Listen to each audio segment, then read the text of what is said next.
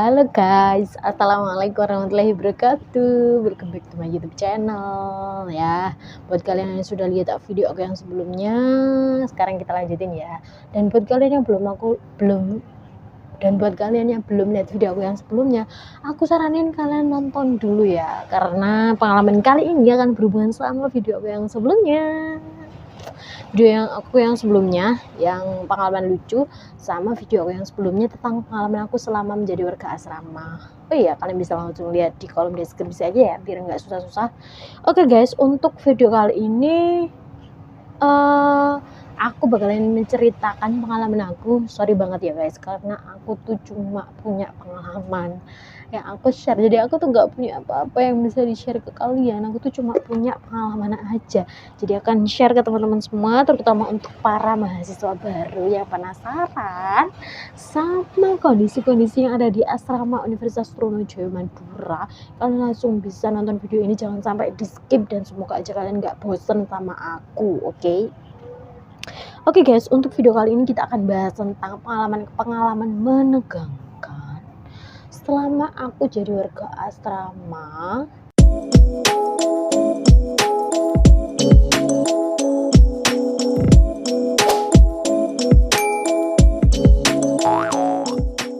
Guys, kita langsung aja ya yang pengalaman yang pertama.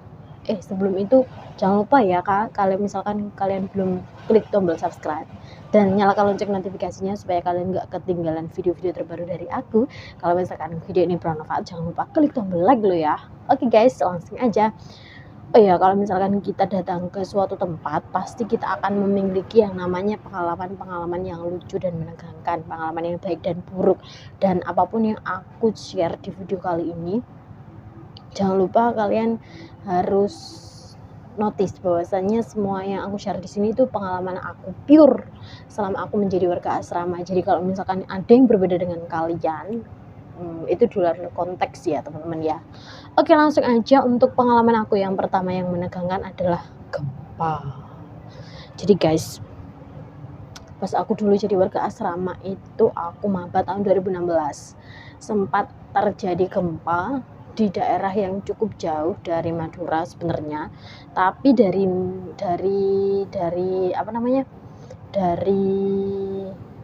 asrama itu ke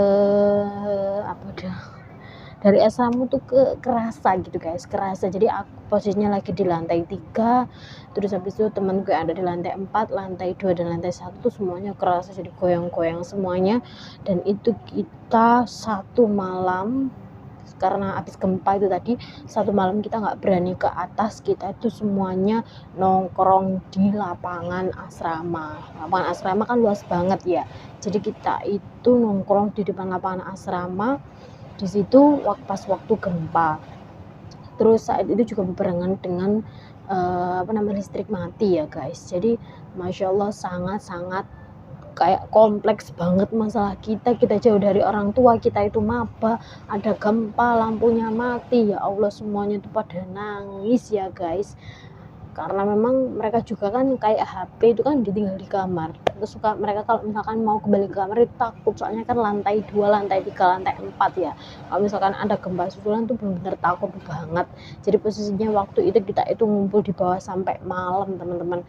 Tapi alhamdulillah pada waktu itu tuh sudah gempanya sudah stabil, kita sudah lama di bawah sampai malam itu alhamdulillah nggak ada gempa susulan. Jadi kita itu balik lagi ke atas, dan para pengurus asrama itu selalu setia untuk nemenin kita, memberikan kita arahan dan juga memberikan kita semangat lagi gitu. Jadi alhamdulillah besoknya itu kita bisa lanjut untuk beraktivitas, lanjut untuk kuliah, dan alhamdulillah nggak ada gempa lagi gitu. Jadi bukan di daerah Madura ya teman-teman gempanya, kebetulan gempanya ada di daerah Jawa. Gempanya ada di daerah Jawa, tapi karena memang titik koordinatnya itu agak berdekatan dengan kita, jadi benar-benar kerasa gitu teman-teman. Oke teman-teman, yang kedua yaitu ada hantu dan kesurupan. Ada hantu dan kesurupan teman-teman. Jadi namanya setiap tempat itu pasti kan ada penghuninya ya kan. Setiap tempat itu ada penghuninya, baik itu rumah kalian, tempat sekolah, tempat kuliah, atau tempat tinggal, kos-kosan, semuanya ada penghuninya pastinya. Tapi yang pasti mereka tidak akan pernah mengganggu kita. Mereka itu akan pernah mengganggu kita, mengusik kita kalau kita tidak mengusik mereka, gitu kan. Dan biasanya kalau benda-benda seperti itu pasti akan ada sebabnya kenapa mereka itu bisa mengusik kita. Pernah ada cerita kesurupan di asrama ya teman-teman, karena waktu itu ada yang membuang air jemuran ke selokan balkon ataupun ke selokan balkon yang biasanya kering dan nggak pernah dibuangi air, dan memang fungsinya tidak untuk dibuangi air, itu tiba-tiba dibuangi air, entah itu air jemuran, entah itu air bekas kopi, entah itu air apapun ke situ tanpa permisi.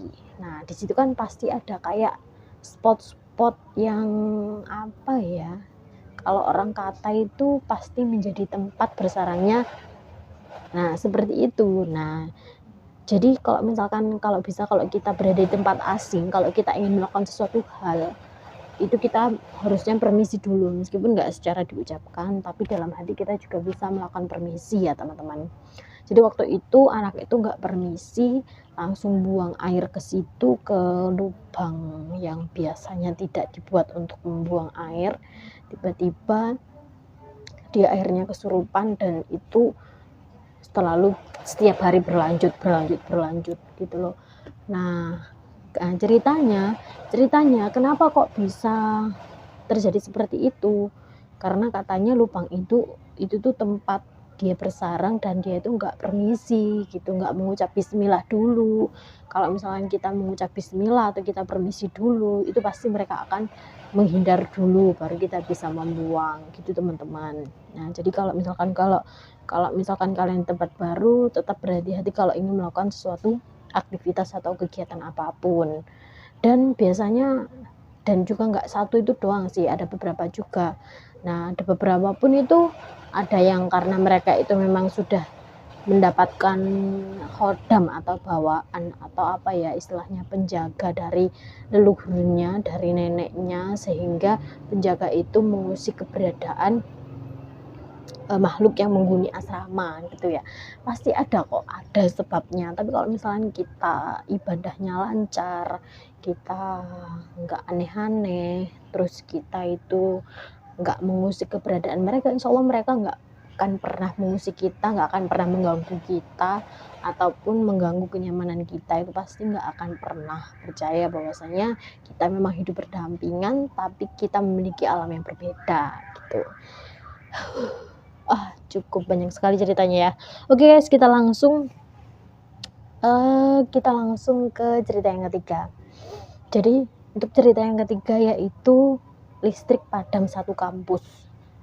Nah kita kan tergabung dengan kampus, asrama kan masuk dalam kampus ya teman-teman. Asrama masuk dalam kampus, jadi apapun yang terkendala yang ada di dalam kampus kita pasti kena gitu ya. Mulai dari listrik padam, mulai dari internet padam dan lain sebagainya, itu pasti kita akan kena. Dan waktu itu aku nggak tahu ya kenapa kok waktu itu tuh ada masalah listrik padam, tapi ya alhamdulillah setelah aku maba itu ada kejadian listrik padam, itu setelah itu nggak pernah ada kejadian lagi. Jadi saat listrik padam itu kita terpaksa kayak mandi gitu, kita harus keluar kampus dulu, kita nebeng ke teman-teman yang ada di kontrakan, yang ada di apa namanya, teman-teman yang ada di kontrakan, ada di kos-kosan. Terus nyerjer juga kita harus numpang ke warung, ke kos-kosan, ya itu pokoknya pengalaman-pengalaman yang terhura banget gitu guys. Tapi ya alhamdulillah setelah itu nggak ada yang namanya listrik padam, nggak ada yang namanya kejadian-kejadian kayak gitu lagi. Nah itu pengalaman ketiga aku. Sekarang kita lanjut ke pengalaman yang keempat, yaitu sakit. Nah, saat kita sakit tapi kita ada di perantauan, itu adalah momen yang sangat-sangat sedih banget gitu loh. Soalnya kita ya memang ada beberapa temen yang istilahnya baik, ada juga, tapi kita jangan pernah bergantung pada temen ya. Soalnya gini, kita kondisinya sendiri ada di perantauan, Jadi kita harus berjuang untuk diri sendiri, kita harus mengurus diri sendiri, dan saat sakit pun kita itu meratapi sendiri gitu loh teman-teman. Nggak salah kalau misalkan kita sakit terus kita itu nggak ada yang ngerawat, teman kita cuek aja, itu nggak salah, bukan salah mereka, justru itu salah kita. Kenapa? Karena kita nggak siap sama kondisi itu. Kenapa? Karena kita nggak menjaga kesehatan gitu loh. Jadi kalau misalkan kalian berada di perantauan atau sekarang lagi merantau, aku saranin kalian harus tetap jaga stamina tubuh, jaga imunitas kita supaya kita nggak sakit, karena saat kita sakit dan kita ada di perantauan itu adalah momen sangat-sangat menyedihkan dalam hidup kita. Kita bisa aja nangis sendirian, kita itu terdampar sendirian, nggak ada yang ngurusi, ya pokoknya gitulah. Karena kita kan nggak tahu teman kita seperti apa. Kalau misalkan teman kita peduli, alhamdulillah. Kalau nggak peduli ya bukan salah mereka, salahnya kita, karena kita nggak jaga kondisi kita gitu. Oke guys, itu tadi pengalaman aku yang keempat. Sekarang yang kelima dan yang terakhir. Oke, pengalaman aku yang terakhir kali ini yaitu uang jajan habis atau uang saku habis dan belum waktunya cair. Nah, aku kan beasiswa, karena aku kayak kalau minta ke orang tua itu kayak nggak terbiasa gitu teman-teman. Jadi kalau misalkan mereka atau beliau nggak memaksa untuk mengirimi aku uang, aku nggak pernah mau minta. Kalau misalkan uangku habis pak, uangku habis, aku transferin, aku nggak pernah bilang kayak gitu teman-teman. Soalnya ya gimana ya, karena memang aku bukan dari keluarga yang mampu atau kaya, tapi aku terbiasa untuk berusaha sendiri. Jadi pada waktu itu kalau misalkan aku benar-benar uang habis, gak punya uang sama sekali, aku bingung, bener-bener bingung mau ngapain. Tapi alhamdulillah aku selalu ditolong sama Allah, aku selalu ditolong sama Sang Pencipta.